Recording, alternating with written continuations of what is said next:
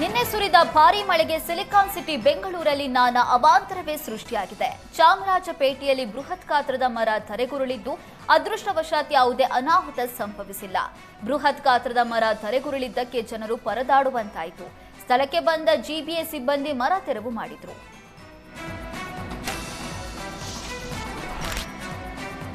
ಅರಣ್ಯ ಭೂಮಿ ಅತಿಕ್ರಮವಾಗಿದೆ ಅಂತ ಬೆಳೆದ ಬೆಳೆ ಕಡಿದು ಅರಣ್ಯ ಅಧಿಕಾರಿಗಳು ದರ್ಪ ಮೆರೆದಿದ್ದಾರೆ. ಕೊಡಗಿನ ಮುಕ್ಕೋಡ್ಲು ಗ್ರಾಮದಲ್ಲಿ 2 ಎಕರೆ ಏಲಕ್ಕಿ ಮತ್ತು ಕಾಫಿ ಬೆಳೆ ಕಡಿದು ಅಧಿಕಾರಿಗಳು ನಾಶ ಮಾಡಿದ್ದಾರೆ.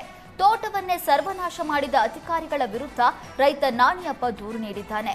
ಮಡಿಕೇರಿ ರೇಂಜರ್ ದಿನೇಶ್ ಮತ್ತು ಫಾರೆಸ್ಟರ್ ದರ್ಶಿನಿ ತಂಡದವರಿಂದ ದೌರ್ಜನ್ಯವಾಗಿದೆ ಅಂತ ಮಡಿಕೇರಿ ಗ್ರಾಮಾಂತರ ಠಾಣೆಗೆ ದೂರು ನೀಡಲಾಯಿತು. ಕಳೆದ 30 ವರ್ಷದಿಂದ ಸರ್ವೆ ನಂಬರ್ 33/2ರಲ್ಲಿ ರೈತ ನಾಣಿಯಪ್ಪ ಕೃಷಿ ಮಾಡ್ತಾ ಇದ್ದ. 2018ರಲ್ಲಿಯೇ ಫಾರ್ಮ್ ನಂಬರ್ 57ರ ಅಡಿಯಲ್ಲಿ ಮಂಜೂರಾತಿಗಾಗಿ ರೈತ ನಾಣಿಯಪ್ಪ ಅರ್ಜಿ ಸಲ್ಲಿಸಿದ್ದ. ಆದರೆ ಇದು ಅರಣ್ಯಕ್ಕೆ ಸೇರಿದ ಭೂಮಿ ಅಂತ ಏಕಾಏಕಿ ಏಲಕ್ಕಿ ಬೆಳೆ ನಾಶ ಮಾಡಿದ ಅಧಿಕಾರಿಗಳ ವಿರುದ್ಧ ರೈತರು ಕಿಡಿಕಾರ್ತಿದ್ದಾರೆ. ರಾಯಚೂರಿನಲ್ಲಿ ಭಾರೀ ಮಳೆಗೆ ಜನರು ಹೈರಾಣಾಗಿದ್ದಾರೆ. ವರುಣನ ಅಬ್ಬರದಿಂದಾಗಿ ರಸ್ತೆಗಳೆಲ್ಲ ಕೆರೆಯಂತಾಗಿದ್ದು ವಾಹನ ಸವಾರರು ಪರದಾಡುವಂತಾಗಿದೆ.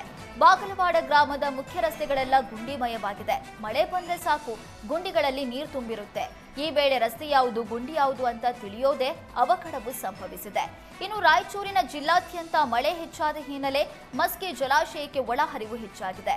ಜಲಾಶಯದಿಂದ ನೀರು ಬಿಡುಗಡೆ ಮಾಡಿದ್ದು ನದಿ ಪಾತ್ರದ ಜನರು ಎಚ್ಚರ ವಹಿಸಬೇಕು ಅಂತ ಜಿಲ್ಲಾಡಳಿತ ಸೂಚಿಸಿದೆ.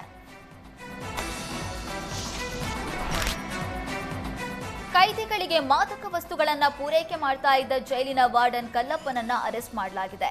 ನೈಟ್ ಶಿಫ್ಟ್ನಲ್ಲಿ ಕಲ್ಲಪ್ಪ ಪರಪ್ಪನ ಅಗ್ರಹಾರ ವಾರ್ಡನ್ ಆಗಿದ್ರು. ಆರೋಪಿಯನ್ನ ಬಂಧಿಸಿ 100 ಗ್ರಾಂ ಹಾಶಿಶ್ ಆಯಿಲ್ ಜಪ್ತಿ ಮಾಡಲಾಗಿದೆ. ವಶಕ್ಕೆ ಪಡೆದಿರುವ ಪೊಲೀಸರು ಕಲ್ಲಪ್ಪನನ್ನ ಹೆಚ್ಚಿನ ವಿಚಾರಣೆ ನಡೆಸ್ತಾ ಇದ್ದಾರೆ.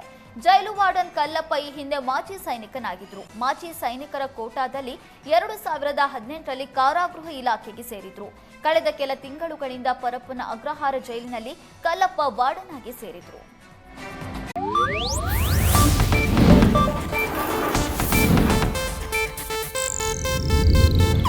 ಇದು ಏಷ್ಯಾನೆಟ್ ನ್ಯೂಸ್ ನೆಟ್ವರ್ಕ್ ಪ್ರಸ್ತುತಿ.